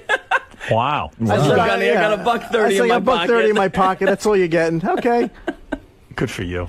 No wonder she didn't put out. You weren't paying top. Oh, I didn't care. That's right. You got it on sale. What do you Another expect? $170. You get the moans and the groans. Let's talk to Ralph again. Ralph, go ahead quickly. Hey, now, a couple more things. So, Scott, you were around when there were a lot of hot chicks in Hollywood. I mean, would you say there's not that many hot chicks out there anymore? I mean, you were like, classic ones like Pam and Heather Locklear. I mean, but now, right? There's not. Yeah, that I mean, many. now the big ones are Nicole Richie and Lindsay Lohan. Those Well, not girls as aren't. hot. They're not in the as hot. caliber of what we're talking about. No, with but what you had. Hillary Duff, I think, is a little dull. Yeah. Britney Spears, when she her was prime. not, Never got shaving to her do her? head. You No. didn't get to do her? No. I would like to have, but Yeah. no. I do her but now. I don't thi- care. I think women back then were, I don't know, maybe prettier. What do I know? Yeah, no, you were around just at the right time. But why would you get married, man? I mean, like Stamos used to say, when he married Rebecca, he was like, hey, I did all that. I dated these girls and that girl, and his marriage didn't last. You want to go back to that fun. Stamos right? gets more. Stamos is in a league with this man sitting right here. Stamos is right. Stamos is up to these two guys. Does he have the roster? so Does he also have the famous No, roster? Stamos. You know what he He does? does volume I've heard there. some of the names. He just doesn't talk. It's but impressive. Yeah, he's got the pretty much a lot Scott of the Baio is number one. Stamos is somewhere in the top 5 of guys, Gotcha. but he's not. He is not Scott Baio. Okay. There's just no question. Yeah, I didn't think the celeb There's only roster one. was as deep. There's one Scott Baio. There you go. And I hail you. And I mean, look, really. Stamos is so tired he doesn't Speak even your make sense name. on talk shows. Yeah, and Scott Baio never went on a talk show and didn't make sense. Yeah, that was weird. That's right. All right, John had an off night. You ever do an amputee? Who's the ugliest chick? He's thinking. No. I've done some infirmed. Who's the celebrity you did? What have you done? What have you done? Infirm Dwarf? people. Any dwarves? What have you done? Somebody who might have been considered a dwarf. That's a good question. Who do you think is the worst looking woman that you ever did? Oh, that you would know? Yeah. No, I don't know. I mean, I couldn't even. No, none Was of there it. a famous woman you've done that you weren't attracted to at all? You only did because she was famous. Would that be like Liza Minnelli or? Yeah. It would. Okay. Or how about that you really regret it and you're like, oh fuck, what did I do? Yeah. Who are you upset that you made love to? Who am I upset with? Nobody. You're not. No regrets. I mean, it was just it was the road that I was on and all Right. that crap. And You're Joey- just busy fucking. That's right.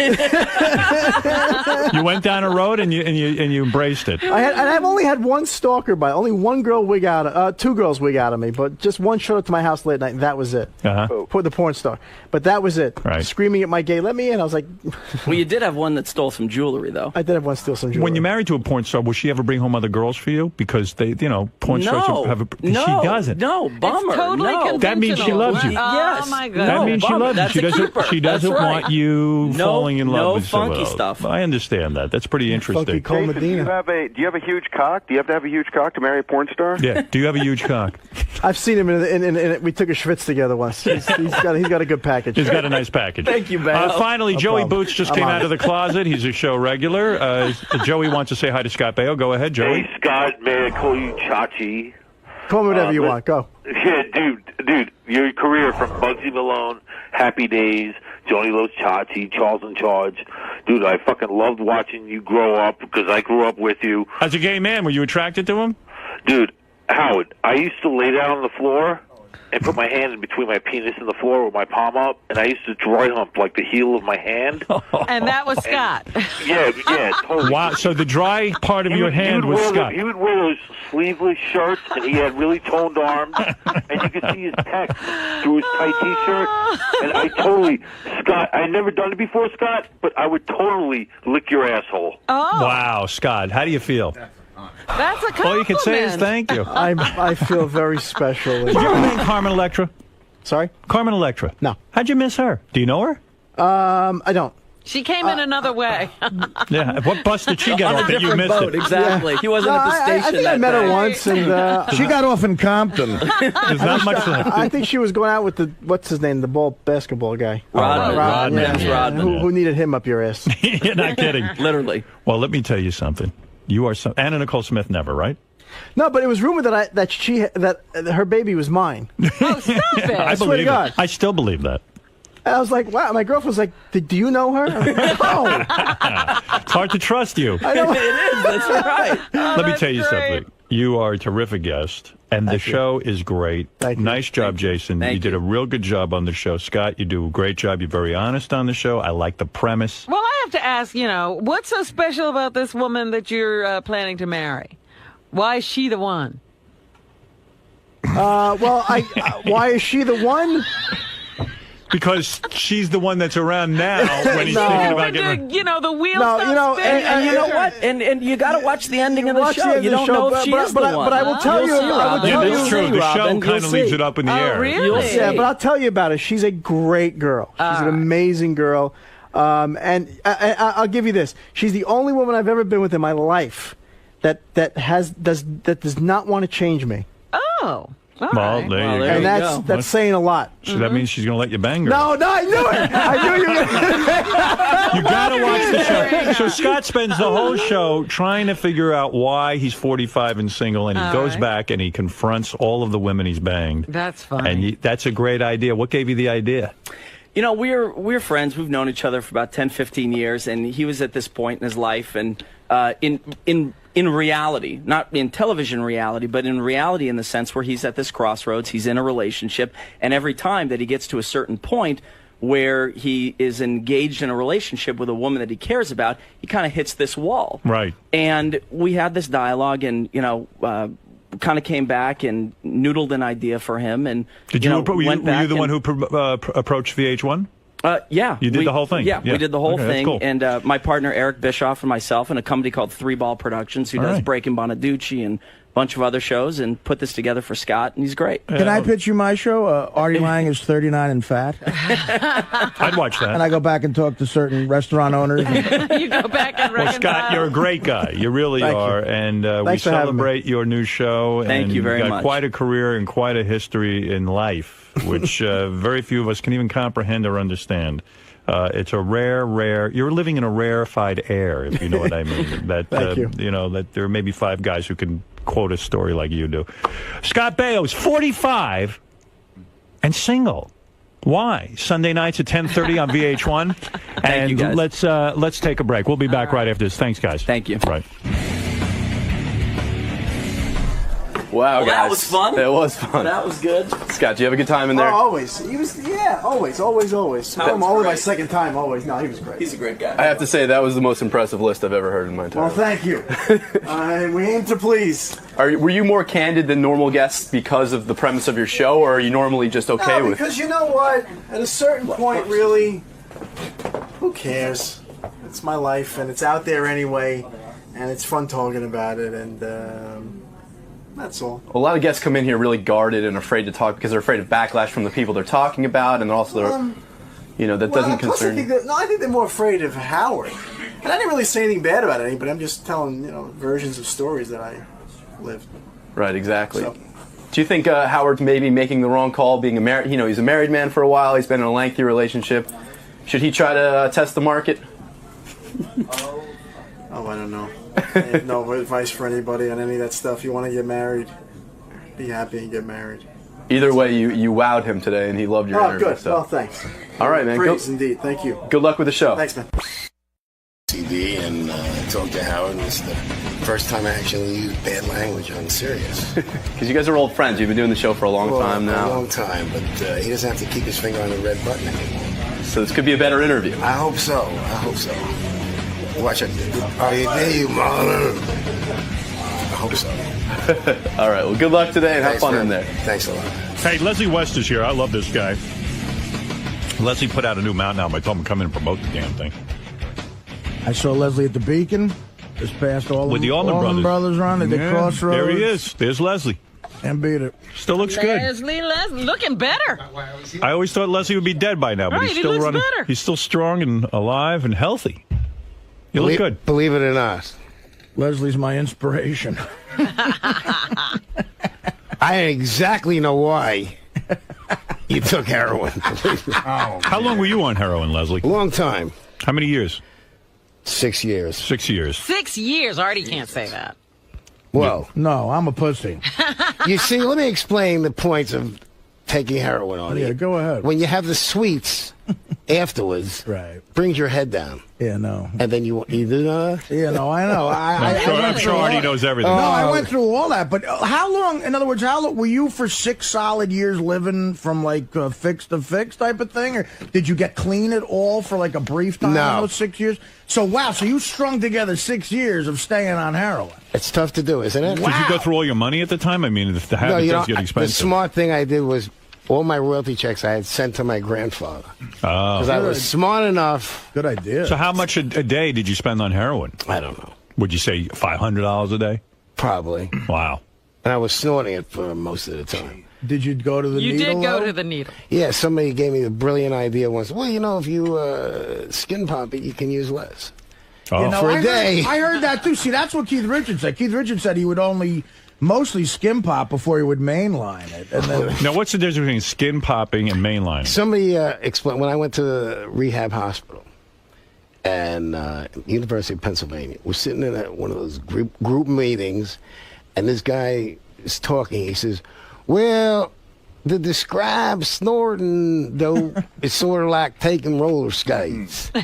And skin popping is sort of like driving a car. But shooting, it's like taking a motherfucking 747. Well, right away. No, but what is you find, you tie yourself off and you find that vein. You know what I mean? You find that act right. and you put it right into the fucking vein. That. That's mainline. I never did that. Skin pop is you just find some fatty skin. Stick it in your ass anywhere. Right. Wow. Yeah. Was skin popping better than snorting? Yeah. You well, get for it faster. for a couple of days. Right. And then all of a sudden, But Howard, I came so close to picking up a needle just to see, because I got to the point where I couldn't get high quick enough. Right. And I was frustrated, and I was spending more and more money. You mean because it took time for the drug to work its way through your nose? You get into your system. The euphoria of the first time snorting it was amazing, and I was trying to match that. I feel like I'm in a fucking methadone. No, but somebody told me if you want to match that, unfortunately, you might have to go to a needle. And I'm like, I don't want to tie myself off. And he goes, no, just skin pop it. Just like put it in your ass or on a fatty part. Who tells you this? Your dealer or? Actually, yeah. Yeah. I mean, I imagine guy helping you out. He's trying to get you more addicted, isn't he? It was him. Yeah. Or did your connection make you wait a couple hours and he really had it? He knew how to do that. Yeah. They have all Why? Because they can control well, you. they just sit there. I'm waiting for the man to come. He's not here yet. And then he's sitting there 2 hours.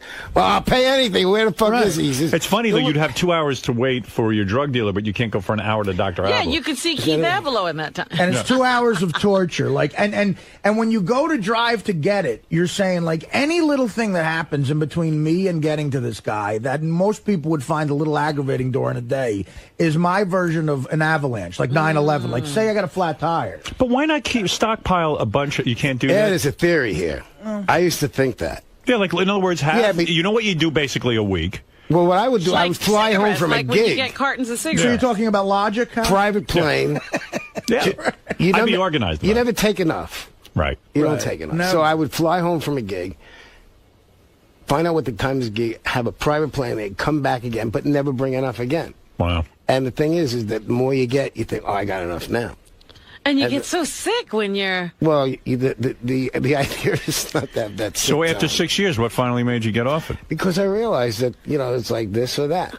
You're not living. You're gonna die. You're not alive, right? And how did you get off it? Because, like, Artie had this great pill I went you could take. I went to a doctor in Milwaukee. It was actually Dolafine, which is a form of methadone. Right. And I was on it for a while because instead of doing what they do, 30-day detox, it's a joke. Right. So I did it. You do it so gradual that you don't feel the actual decline of the dosage. wow. If you want to stop. Well, that's amazing. And you don't get high with that stuff? No. And then, Some people and then do. you only went to to this whole thing once, and then you were able to get off it. I didn't want to have that, going back. But you did coke after that and stuff, right? Yeah, but a lot of guys will go detox themselves just to get their habits down. Right. And start again. And believe it or not, the guitar meant more to me than that after a while. Well, thank God for the guitar. Yeah, thank God for great. the guitar. Hey, what were you telling Gary that you did the guitar work on Who's Next? What? The original get the Who's Next remixes. Really? When we went in the studio at the record plant, Pete Townsend's company, Track, they managed us in England. Right. So their manager at the time, Kit Lambert, called me up and said, Pete wants you to play guitar on the Who. I said, he plays guitar. Right. So, why did he want you to play guitar? He didn't want to do overdubs.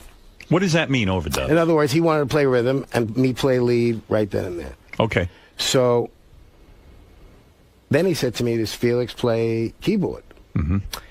I said, I think he played a little when he produced Cream. Yeah, maybe. He said, well, have him come down too. And Terrence Stamp, the actor, his brother Chris Stamp was the other manager of the Who. Right. So I go to the record plant and I tell Felix, they want you to play keyboard. Well, his massive ego, he sends his bass amps down there. Right. So I'm in the studio and then John Entwistle walks in and sees Felix's bass amp set up. And he got upset. He says, I'm the fucking bass player. No, Who? What is it? So Felix says to Pete Townsend, he says... Because Felix didn't play the keyboards. He played bass. He played a little keyboard. But I didn't, it didn't dawn on me. So Townsend says to him, John's playing bass. He says, well, make up your mind. I'm a busy man, Felix. I said, well, get the fuck out of here. We thought you were Felix Cavalieri. Oh, from the Rascals. So now I'm like mortified. I said, oh, my. Really? That was a mistake that was made. Well, Cavalieri, Pappalardi is pretty close. Yeah. So wait a second. So you get in the studio. I get in the studio, and we go upstairs to the 6th floor, and he plays the demos of the Who's Next. Which is probably their greatest album, yeah. Baby, Don't You Do It. Isn't Bob O'Reilly on that, too? Yeah. That one I didn't play on, but it's the first time he used that Putney synthesizer. And right. So Jack Douglas was doing the engineering, and then we did the whole album. And how long did you stay there working on it? It was like 3 days. 3 days? That I did. So why are you not credited on the album? Here's what happened. They went back to England. Lynn Johns redid the album, remixed it. Yeah. Then a couple of years later, if you have it here, you'll hear the Who's Next remixes with most stuff that I did. And the booklet. What about the Who's Next album? Is that your lead or is it Townsend's? On the first one? Yeah. That's him. Oh, that's him. So what do you think he listened to your leads and then copied them? I don't know if somebody's sharp enough in this Sirius archive. Did you get angry about that you weren't credited? No, because I realized that some of the stuff was really sloppy that day. Were you paid for this gig? Yeah. You were? What do you get for doing 3 days? It was session, but it was my first year. Mountain was like the first or second year. I was a nervous fat kid from Queens. Wonder why Mountain isn't thought like why is Mountain not in the Rock and Roll Hall of Fame? I mean, I don't think we sold enough records. Really? Was I the only kid into Mountain or something? I mean, I was way into Mountain. I thought Mountain was like the biggest group ever. For 4 years, we were together from 69, 70, 71. We broke up for a year, and then we got back together after West Bruce and Lang. Huh. I don't think it was for 4 years, but we did like 12 albums or something in that period of time. How many albums did you sell? Well, together, probably 10 million if you edit everything up. And you're telling me 10 million albums isn't enough to be in the Rock and Roll Hall of Fame? What? Are you shitting me? What about Ronnie Spector? Why is she in the Rock and Roll Hall of Fame? I mean, Phil basically... Who knows? Why is... Bob Seger... Last time Bob Seger, when he got in, he said that the reason that he got in was because there was a groundswell of people, fan base. It wasn't because the record company said, well, Bob Seger's... A lot of these old black guys never sold a record. They never got a royalty either. They're trying to, make up for not giving them any money or royalties or credit. Hey, Howard. 10 million albums, a lot of albums, yeah. Somebody sent me a note when we were doing that rap the other day. Like, the band Chicago isn't in the Rock and Roll Hall of Fame. Do you think they should be in? No. How about the Moody Blues aren't in the Rock and Roll Hall of Fame? No, they should be. For a while, Chicago sold so many records, and I don't know what happened. Even their schmaltzy stuff, that's heard all over the place. But wait a second. How come the Moody Blues wouldn't be? Didn't the Moody Blues come out before the Beatles did Sgt. Pepper's? Wasn't that kind of like the start of all that orchestral rock? I think so. Yeah, I mean, and Mountain? No, I think 10 million for how many albums? A lot of albums. Leslie. A lot of albums. And Seeger didn't have enough to where it had to be a groundswell even for Seeger? Well, listen, Seeger sold a lot more than that. I thought he was more of a How many albums has John Cougar Mellencamp sold in his life? He was a big star in the 80s. He is, but I bet he sold about 10 million. For a while, albums. A lot of the groups that got in were on Atlantic Records. Right. Yeah, you're right. I mean, thinking about it, 10 million, that's a lot of albums. I mean, how many could Cougar have sold? 20? Well, I'll give you an example. I did this Night of Guitars tour with Robbie Krieger from The Doors, and we were on the bus, all the guitar players. Right. And somebody said, how many albums have you sold between you? I said, 100 million. I think The Doors sold 90 and we sold 10. Right. The Doors... You talk about a super group now. I mean, the Doors... Are the Doors in the Rock and Roll Hall of Fame? They must be. I made it into the New York, Long Island Hall of Fame last year with Billy Joel. But that's horseshit. You know what? You Billy should be Joel, in the Rock and Roll Hall of Fame. And look, Billy's in the Rock and Roll Hall of Fame. Billy was great that night. He got up and made a speech. He says, the Grateful Dead, the Jefferson Airplane, the Starship. Any group from Long Island could have kicked those groups' asses. I mean, that's right. He was like... Mountain was the killer band of all time. Really great. Really, really great. I remember you told me you used to play some of the stuff in your bedroom to piss your mother off. Yeah, I mean, I loved it. It's exactly the way I sounded, too. Hey, Leslie, when you were saying that with the Who's Next album, the first time they used the Putnam synthesizer, you mean the beginning of like Bob O'Reilly, where it's... that's a Putney synthesizer? Yeah, and the thing is, they plugged it in with those telephone cords that the what was Lily Tomlin's character on Laughing? Oh, which one? Remember that switchboard? Ernestine. The switchboard? Oh, Ernestine. That's Yeah. the way you plugged in the different settings with those kind of plugs. Anthony, you're on the air. Yeah, I know what you're talking about. That's how they used to have them on radio, too. Anthony. Howard. Hey. What's up, man? Hey. Yo, Leslie, I'm like the biggest Who fan you're going to find anywhere. And I'm just looking through the remastered Who's Next record, and I can't find your name on anything. Is there a reason why? Yeah, is Baby Don't You Do It there in the booklet? Are you looking in the booklet? I'm looking at Baby Don't You Do It. I don't see your name. Read the booklet. Read it to I'm us. looking through right now. 'Cause I was like totally surprised to hear that, man. Like He's got to read the whole little booklet. I got to really read through it. It doesn't say the musicians on the... No, I mean, it says people like Billy Hutton and Nicky Hopkins and stuff like that, but I don't see your name anywhere. The Who's Next remixes. Yeah. The remixed album with all the bonus tracks and everything. It came out like in there? like in the 90s. You've seen it, right? Yeah. Yeah. I have it in my house. I mean, I was so surprised to hear that you were on it. Well, do you have it right there? Yeah, I'm looking at it right now. Where's Baby Don't You Do It? Put it on. Maybe Don't You Do It. All right, hold on a second. Marvin Gaye song. Yeah, Marvin Gaye remix on the remixed CD. You want him to play it? You can. Townsend's on the Want me left. to play this my song? I'll lead play on the this right. Yeah. Yeah, but he's saying it's not credited. It is in there. No, but it has the name Leslie West written on there? Yeah. Where would he find You got your the name? booklet there, dude? Yeah, I'm looking at it right now, man. I don't see Leslie West. Keep going. Read the. I'm trying to find How many pages are in the booklet? Oh, it's a big booklet. It's like the repackaged one they put out. How many pages are in it? They're like 20. All right. What are you saying? He's busting your balls? I don't know.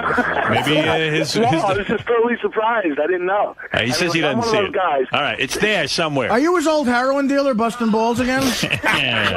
What do you mean mountains back together? What do you mean? Mountain didn't break up. First of all. Well, no, it says here, it says you put out a new album. We did this. I started doing this, Dylan. It's all Dylan. This is a new album you did now? Well, for the last 2 years, I've been working on all Dylan's. Who's in Mountain? Corky, me, and Richie Scarlett, and Ozzy sang on it. Warren Haynes is on it. Oh, no kidding. What happened was, I started doing it 2 years ago, and I found out last year I had cancer. Oh, yeah. Did you know that? Do you know Leslie's got cancer? No. I don't have it anymore. I'm in remission. And thank What you does that very mean, much. remission? Well, they got it out. What did you have? Prostate, right? No, it was in the bladder. It was from smoking. From smoking. You smoked with your... Yeah. Leslie used I smoked with my his dick, penis. Robert, right. It's amazing Leslie still walks the planet. Isn't it really? I mean, he was always so unhealthy. You thought it was going to be me, Sam Kinnis, or Dick Cavett was going to Right. No, you're still going strong. I love that about Well, you. you called me, and I guess Dominic must have told you that I had. Yeah, I heard you had cancer, and I got very upset. And Howard calls me up and says, "What happened?"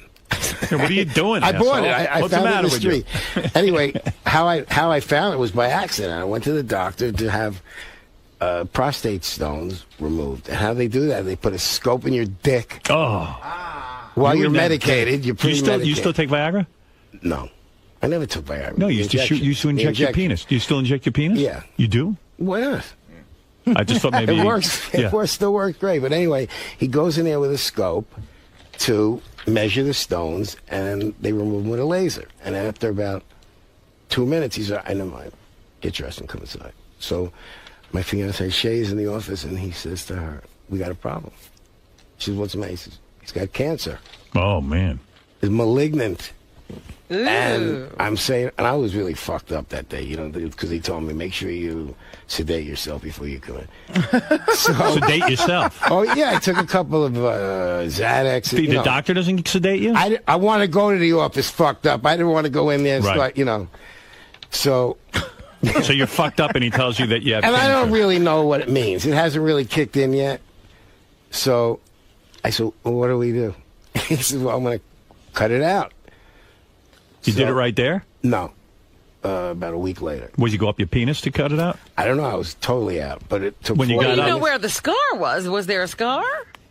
What do you mean? How am I going to see the scar? It's in your bladder. It was in your bladder. No, but how did you get to the go bladder? through your stomach? No, they went through your dick. Your dick. Right, yeah. But you're out. You don't know. My balls ache right now. All right. Well, the point is that can't they get this cancer without going through your dick? It's your fucking dick. Oh, that's why, Artie. I love people You that got to say- go on a diet. This is why I live a healthy lifestyle. You got to avoid your dick getting fucked with. I've already had the catheter, man, and I Right? was there's I something was to be said for the medicated. catheter. You wouldn't have to take so long breaks here. radio. Now, did you put yourself under for that operation too? Did you medicate? No, the nurse. No, they give you real good stuff. Right. And luckily, it didn't go through the bladder wall. Okay. So he removed it all. Then you have to go for a CAT scan, to find out they got it all like a week later. That's fun. Waiting for that. Yeah, right. That was a so they joy. got it all. So when you say you're in remission, they got it all. And he. Did you do any chemo No. or radiate? Nothing. Did they check you to see if it comes back? Yeah, every 3 months you have to go for. So how long has it been gone? 2 3-month periods. Wow. Now, where do they check? How do they check? They do another CAT, MRI. Oh, okay. If it comes back, man, then that's. Well, I stopped smoking. That was. Thank God. Yeah, but it's not the cigarettes you smoke today that get you. No, but the point is that when I said to him, he said, "Well, how do you get bladder cancer?" He said to me, "Smoking." I said, Smoking. Really? He said, "Yeah, it's the only." You smoked like a fiend. No, I didn't smoke a pack a day. I didn't smoke a pack a day ever.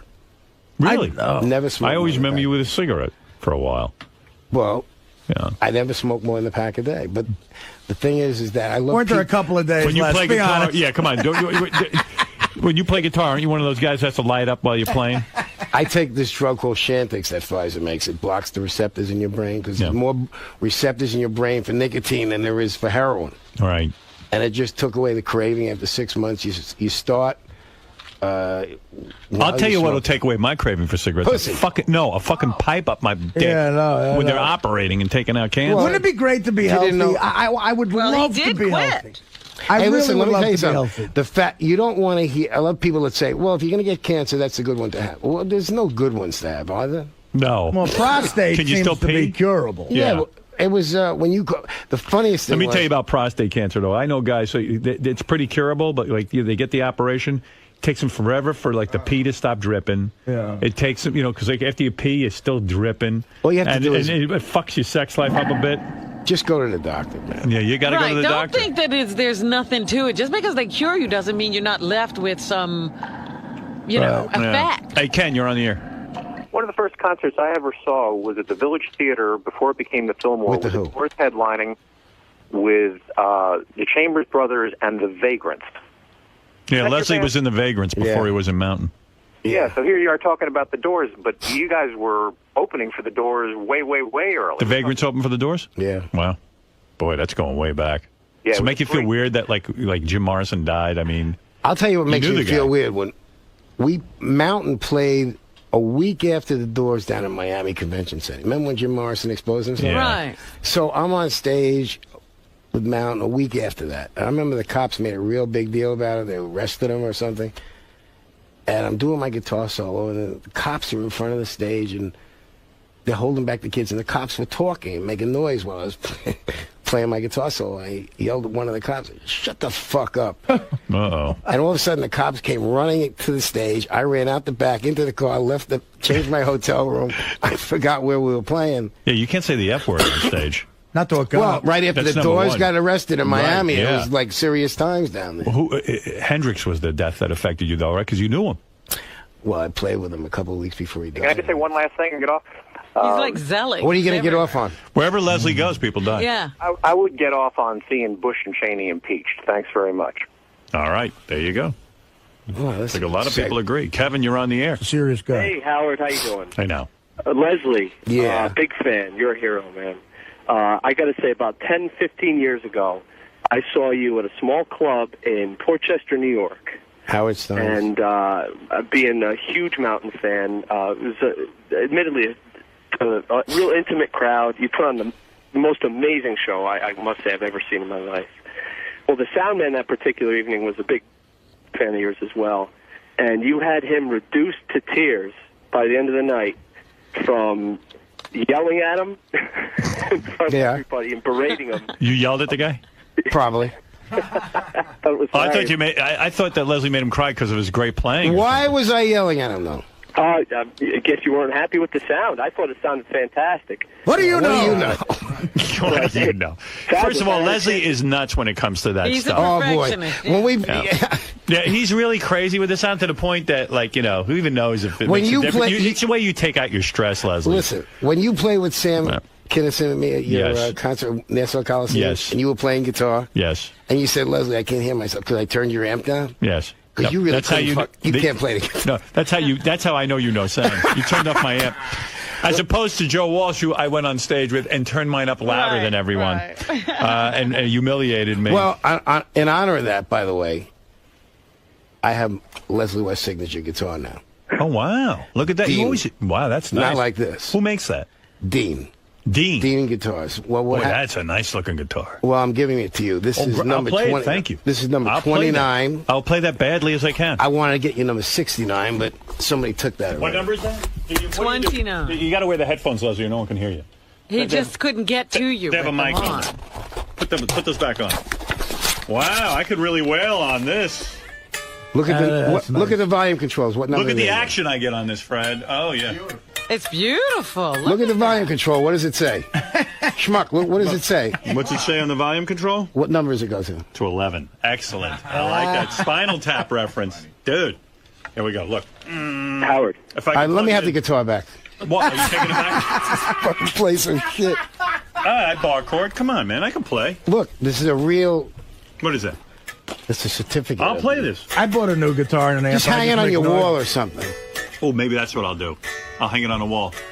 So when I die, at least you know that I gave you a real... Boy, does that sound crap. The guitar is good. It's Let me see that. Go to DeanGuitars.com and look at it. I really am honored to have this. It's a beautiful guitar. I might actually be inspired to go back and take more lessons. No. No! Les, how much to give me guitar lessons? How much? How much? More than you're making it. I don't think he could take it.